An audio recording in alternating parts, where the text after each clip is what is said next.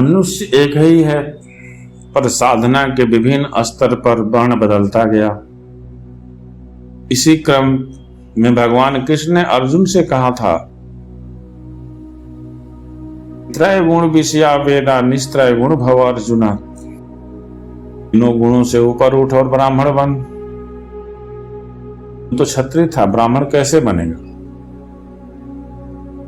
तो इस वर्ण परिवर्तन का आधार क्या था?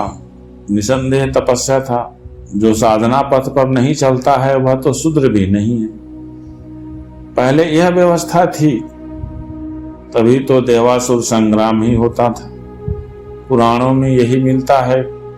कालांतर में तपस्या कठिन लगने लगा तो जो मुख्य जाति देव और असुर थे उनके निवास स्वर्ग और पाताल में कर दिया गया कि तुम स्वर्ग में रहो, तुम पाताल में रहो।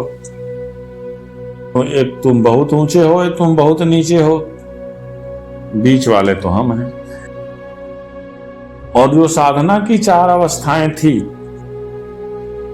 उनको 4 जातियों में बांट दिया गया।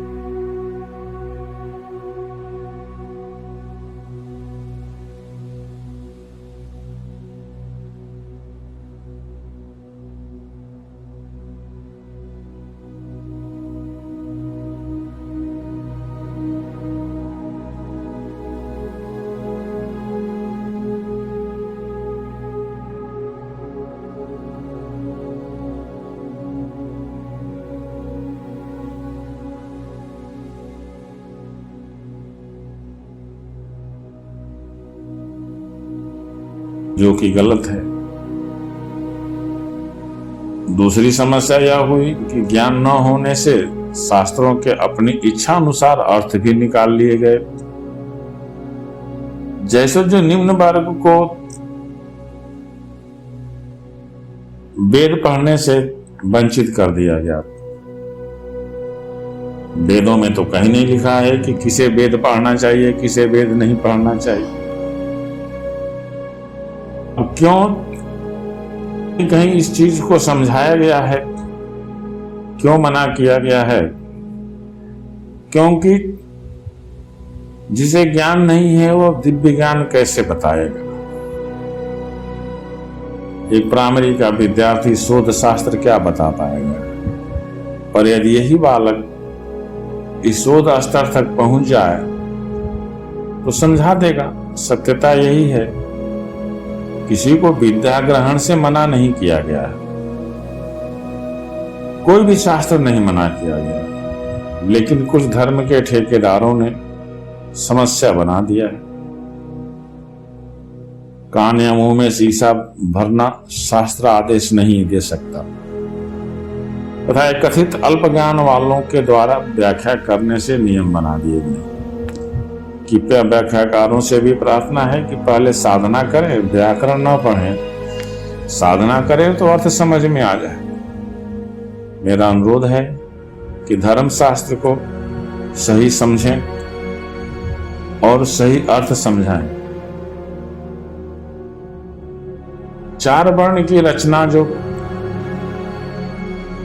इसने बताई है वो उस समय की अवस्था थी जब आश्रमों में शिष्य लोग पढ़ने जाते थे। तो जो अभी प्रारंभ में वहां प्रवेश लेता था उसके पास किसी चीज का ज्ञान नहीं था। तो पहले दिव्य ज्ञान देने से पहले अहंकार समाप्त किया जाता है और अहंकार सेवा भाव से समाप्त होता है। इसलिए जो प्रारंभ में जाते थे उनको शूद्र नाम दिया गया और उनसे कहा गया कि आप जो है इन अपने से ऊंचे जो विद्यार्थी हैं उनकी सेवा करो।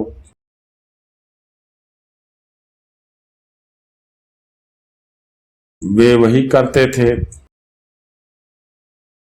धीरे धीरे